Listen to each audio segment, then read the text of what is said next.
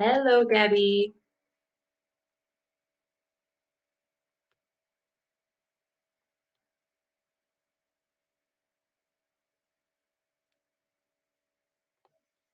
Amanda, hello.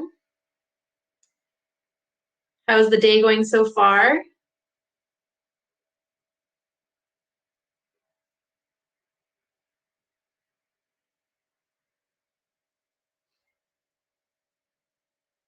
Hi, Cindy. Ooh, chocoholic. Woo! Now, if we were in person, I would say make sure you have chocolate with you. Excellent, Gabby. Me too.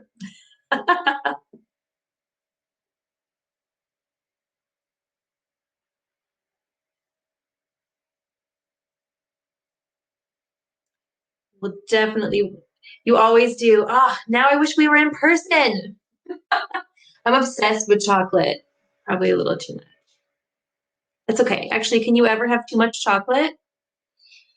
Chocolate sommelier. That sounds like the most heavenly job ever.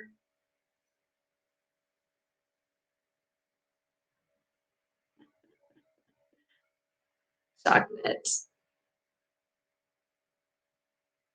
Fair enough. It has its perks. Excellent. Well, everyone feel like their business has perks, right?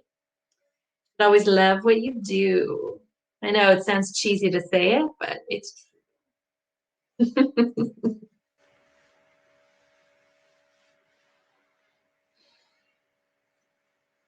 Have you guys tried the networking yet?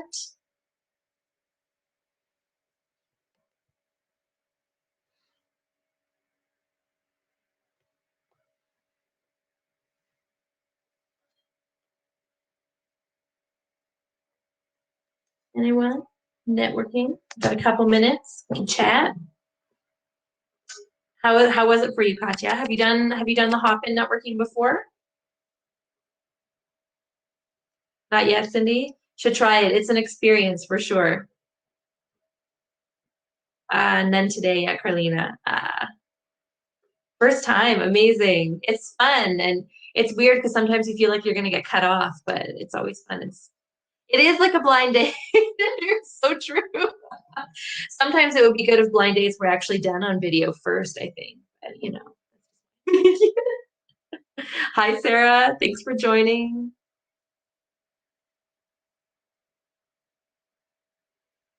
And you know, Carlina, actually, if your blind dates aren't that fun, then I mean maybe they should be non-dates. Hi, Jennifer.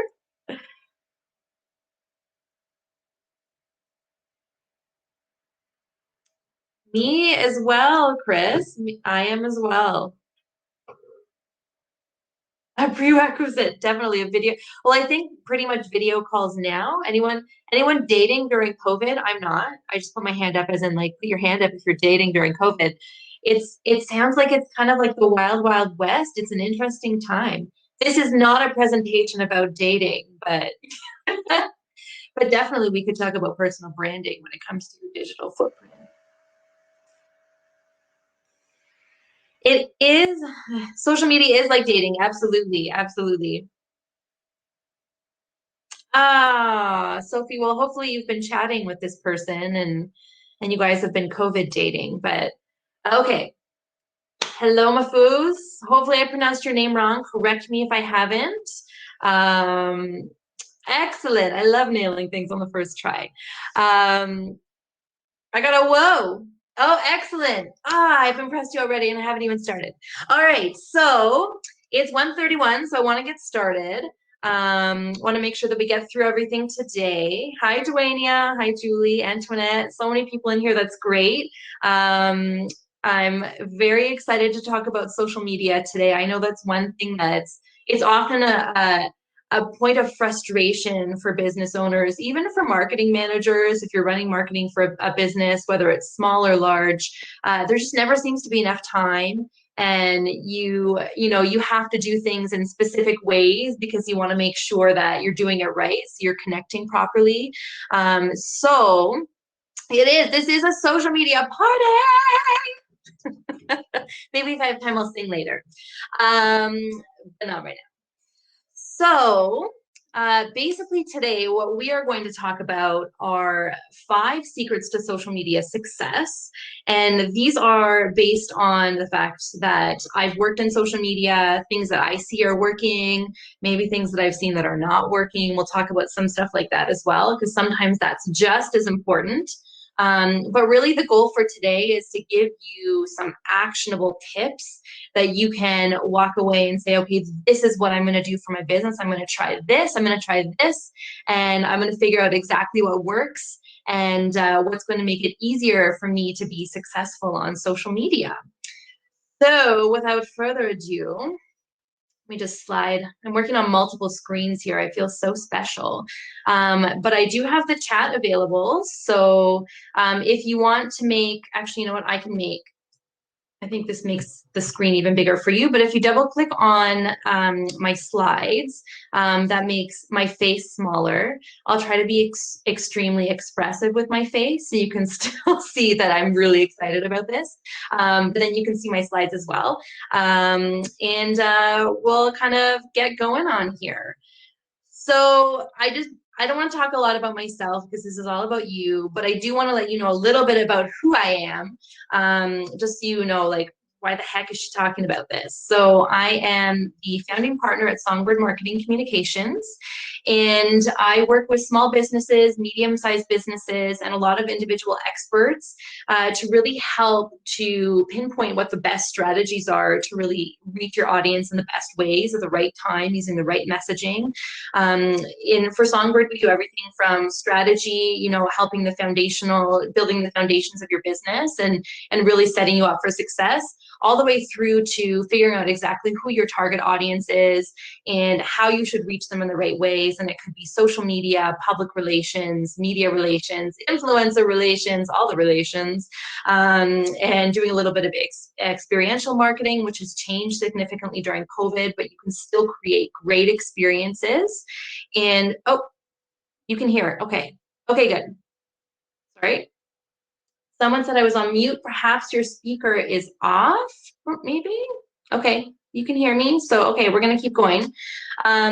Excellent. So if I'm speaking too fast or if you want me to repeat something, feel free to let me know. Or you can upgrade to the VIP ticket and you can get actually a replay of this as well. All right, so things that I've done with clients, a lot of great and fun strategies for them, both building and teaching my clients how to do them themselves. So it's more of a DIY. And I also do full execution as well. So, you know, just increasing brand awareness and helping to build a very loyal and engaged community on social media, which we're going to talk about more.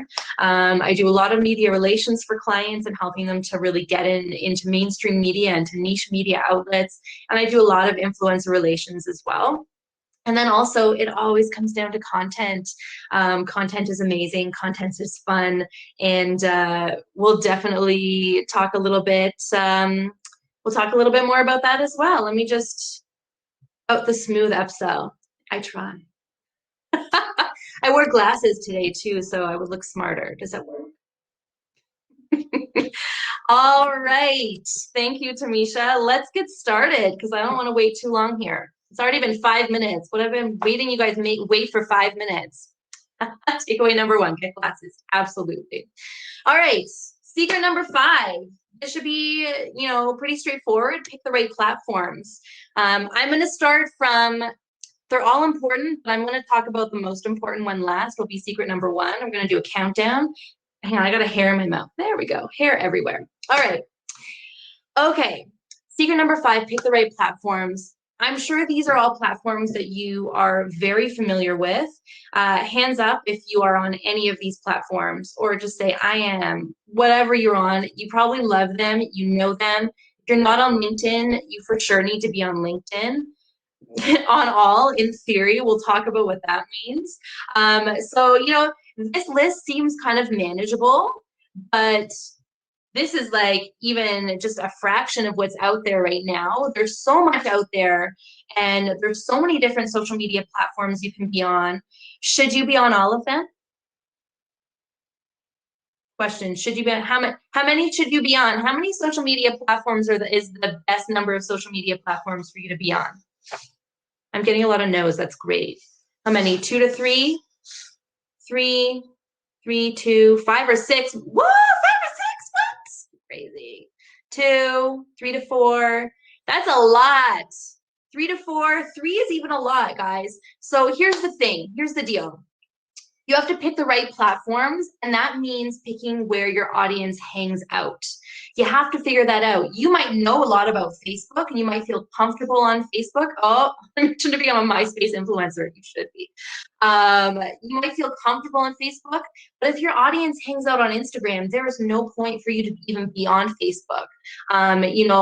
So this is the thing. You need to figure out where they hang out. You got to figure out where they like to consume content. Do they like videos? So maybe YouTube is a really great place for you to be. You have to figure out where they hang out and how they like to take in content on a regular basis. And so if this all seems overwhelming because there's a million out there and this is only a fraction of what's actually out there and what's coming up on a regular basis, you need to take that overwhelm, take a step back, and you have to pick even just one. If you as a business owner can pick one social media channel and you can do that social media channel so well that your audience is super engaged and you're constantly getting leads from it and you're constantly having amazing dialogue and great communication, and do one and do it well.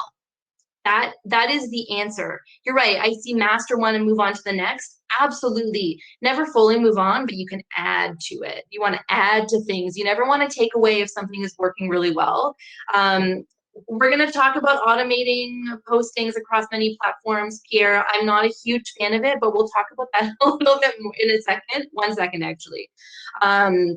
So you might have a smaller footprint, but that footprint is actually going to be more effective than if you're on 4 or 5 different platforms and you're kind of mediocre on all of them. There's no point in doing that. You're going to feel overwhelmed with trying to create content for everything, and you're going to want to make sure that you're doing things in a way that makes sense for your audience. I'm going to keep saying that. Whatever makes sense for your audience, where your audience hangs out. If they're all on Instagram, you don't need to be on Twitter, Facebook, Snapchat, all of them, WhatsApp. You be on Instagram and you do Instagram really, really well. And, if you're not comfortable with Instagram, you either have to learn about Instagram or you need to hire someone who's going to help you do Instagram, someone who actually has experience building a strategy with that. Okay, so I've got some questions on here, so that's really good. I'm going to come back to them in 1 second because I want to talk a little bit about, we'll come back to it. So, okay, if you have a virtual assistant or a paid social media personnel, how would you recommend then? In terms of what, Tamisha? Recommend. I'm going to answer questions along the way. I'm watching the chat. There's lots of questions, which is amazing. I love it. So we're getting a lot of questions about if you're on Facebook and Instagram both, can you share the same? A lot of things about automation on both platforms. So here's the thing.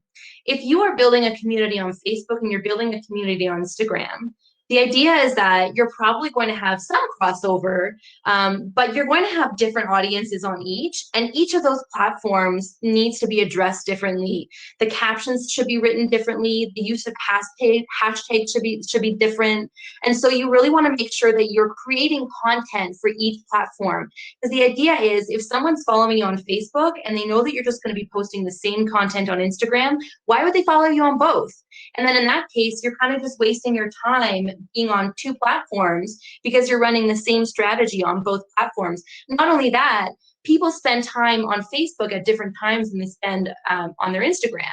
And so maybe they're scrolling through at 8 or 9 p.m. on Instagram, but on Facebook, they're spending time on that during the day. So if you're posting to Instagram at 8 or 9 p.m. and then you're automatically posting it to Facebook, then, what's the point of posting to Facebook if no one's going to see it, right? So it's kind of, So, it's that whole thing, if a tree falls in the forest and no one's around to hear it, does it even exist? Well, I mean, you even get into things like Twitter, where a tweet, the lifespan at best is 18 minutes. If you're posting something and you're posting once a day on Instagram, you should be posting more often than that when you're posting on other platforms. And we're going to talk about that a little bit more coming up, I promise.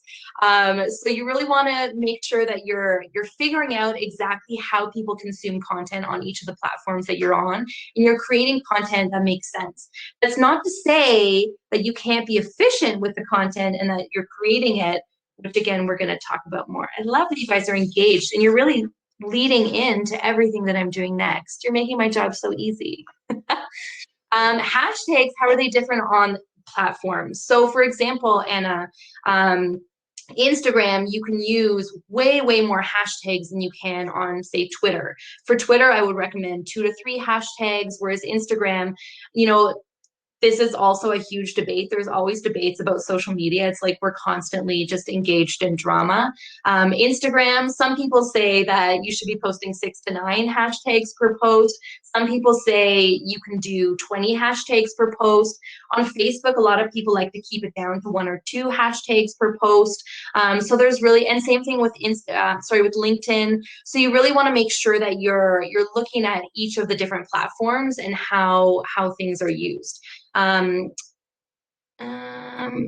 Definitely algorithms favor when you're creating content natively within the platform as well. So yes, Christina, absolutely.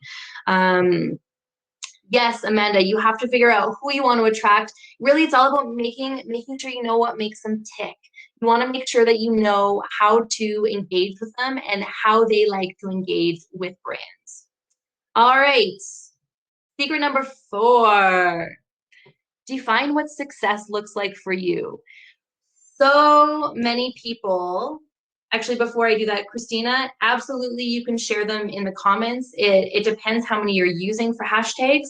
You just want to make sure that you're not cluttering everything that you're doing with too many hashtags. So it can work in both comments or in the post for Instagram. But if you're using a lot of hashtags on Instagram, share them in the comments.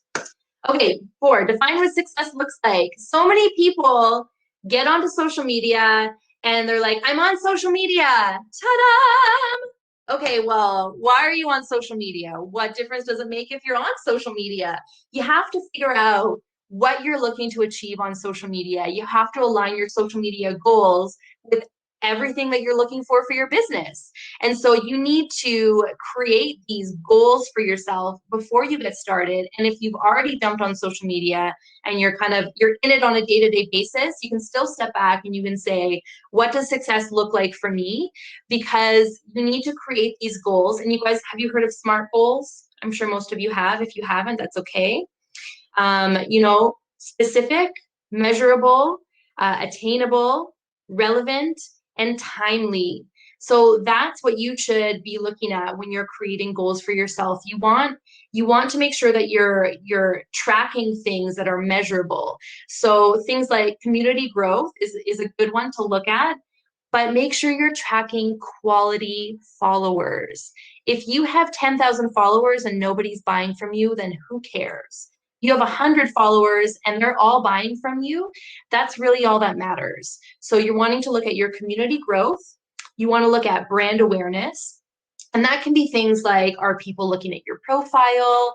You can be looking at different things like that. How many times are people seeing your content? Yes, quality over quantity is something that I say probably too often. Web traffic is another one to look at. You want to make sure that you're constantly driving people to your website if that's your goal. And that's an easy one to track. Leads. So if you're looking to sell something, you can make sure that you're tracking if people are clicking through. If you have, for example, an Instagram store or things like that. If you've got lead magnets, I know Jennifer this morning was talking about some great ideas for lead magnets. So there's lots of different ways that you can track leads. I'm not going to go into detail because I know that was an amazing presentation this morning about that. Product sales, that's also a fairly easy one that you can track, because if someone's buying from you, then that's obviously a product sale. And engagement. Engagement is a huge one. Likes, shares, retweets, comments. all of those different things. Instagram has instituted things like saving and shares. And so you really need to get to know what platform you're on and look at the algorithms that they're really that they're doing, and you want to make sure that you're focusing on metrics that make sense. So for example, Instagram loves it when people are saving and sharing your content. So you want to try to create content that's going to make sense for those types of goals. Any goal that you create for social media should drive the type of content that you're putting out there. Obviously, your messaging and that is going to kind of remain the same, but the types of content that you put out there and the types of captions that you're putting out there, that should be driven by everything that you want for your goals. Yes, smart ones, questions. I want to make sure that I'm not missing anything in here before I go on to my next one.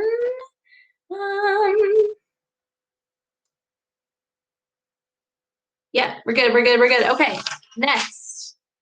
I'm doing this exactly like I would do this in person. I like to throw my papers on the floor if I have some notes. I want to make sure I don't miss anything for you guys because we're kind of like blazing through this. Okay, secret number 3. Post consistently and at the best times. Who can tell me what the best time is to post on social media? Who can tell me what the best way is to put toilet paper on the roll? This is the thing. Exactly, Carlina, when your audience is online, this for me is a great debate. It's almost, TP is on top. Thank you, Amisha, right? Anyone here who says that TP should go underneath? I don't know, man. I don't know. We're going to have that discussion. Obviously not under. You're right. It is based on your own audience. It is a great debate. You can ask 10 different people when you should post on social media, and you'll get 10 different answers likely. So it really depends on when your audience is online. It depends on when content, because you might have a lot of people that are online in the morning, but they're not really taking in branded content in the morning. Maybe they like to look at branded content at lunch. So maybe lunchtime is the best time. I'm glad we can all agree. So this is great. I love that we're all on the same page with the toilet paper debate. The one thing that we can discuss, that I can tell you about the secret to posting consistently at the best times, is that you want to make sure that you're creating a content strategy for yourself that shows you when you should post, what you should post, and how often you should do it. And so that means that it's going to take a little bit of trial and error for you to figure out exactly what works for your audience. But, and you can fight me on this, but this is kind of what I found to be kind of, if you don't have tons and tons and tons and tons of time to create hordes of social media content, or if creating content just terrifies you, which it does some people, this is a pretty easy way to kind of ease in with things a little bit. So Facebook, if you're posting 3 times a week, you're in a good position. Instagram, 3 times per week, you're in a good position.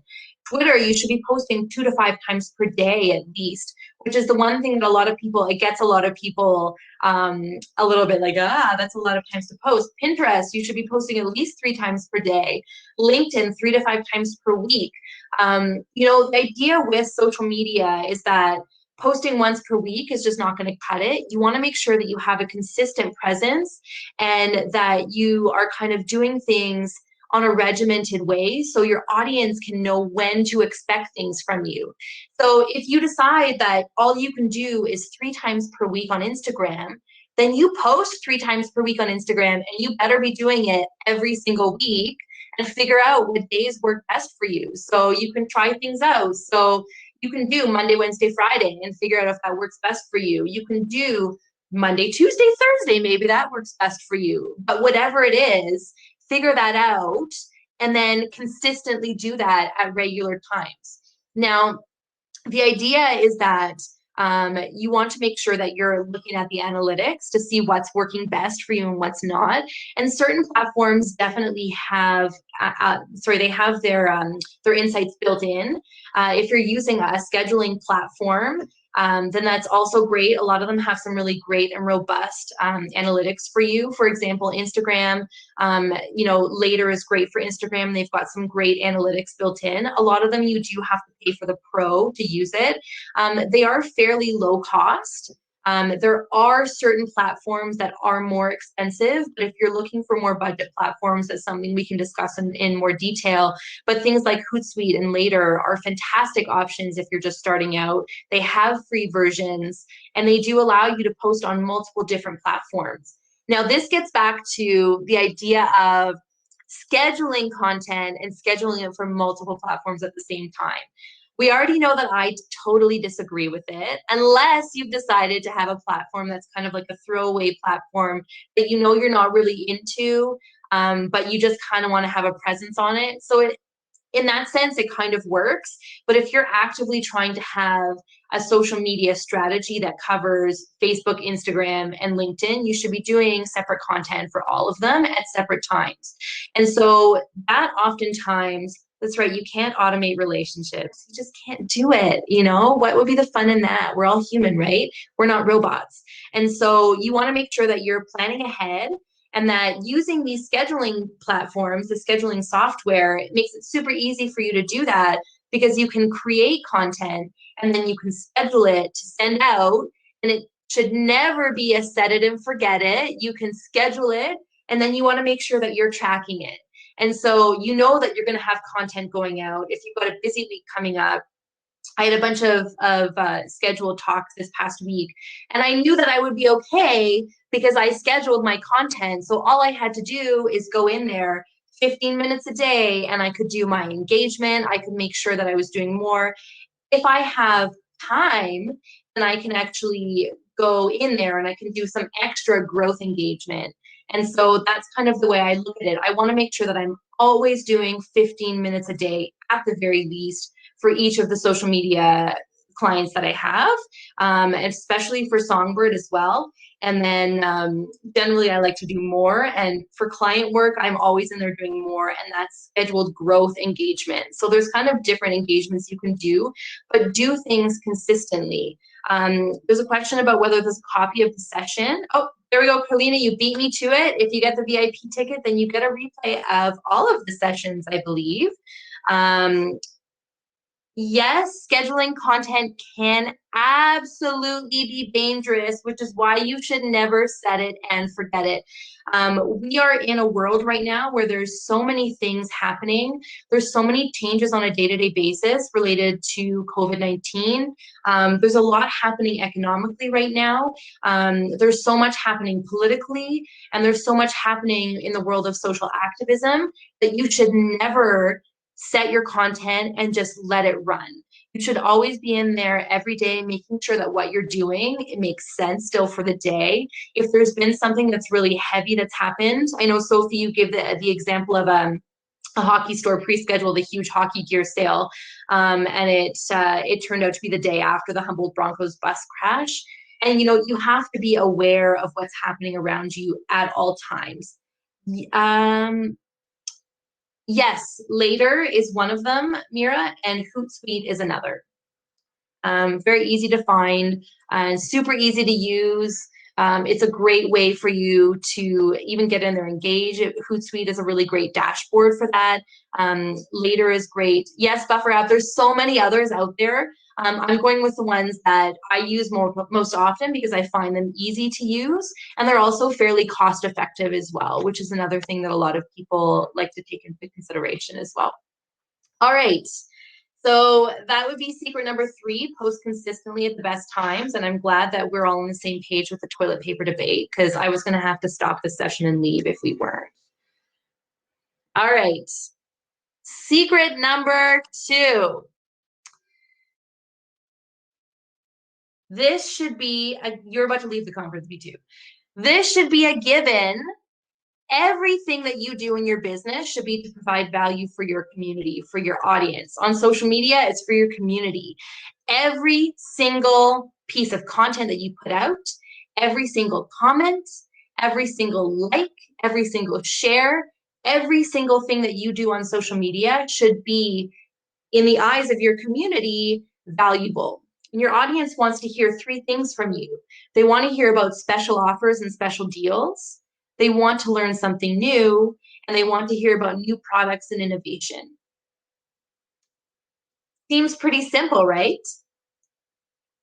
Simple. Seems pretty simple. These are the things that they want to hear from you. You can find a really good mix of those things. And you can also find a really good mix of informative and entertaining as well. There should be a healthy mix of what you do. Everybody loves a good meme. You can make it relatable to what you're doing, and you can still make it valuable for your audience. Also, everybody loves a good cat video, and I happen to love videos of goats in pajamas. Call me crazy. I don't know. I just do. All right. So that's secret number 2. I'm not going to go even more into detail about that because it's pretty straightforward. Always provide value every single time. Secret number 1, be social. It's social media for a reason. Engagement is much, much, much more important than your follower count. You know, you want to encourage dialogue. You don't want to ignore comments. Even if you're in there once every 24 hours, it should be more often. But if all you can do is 24 hours at a time, then do that. Stay away from constant sales. You just want to make sure that you're engaging daily.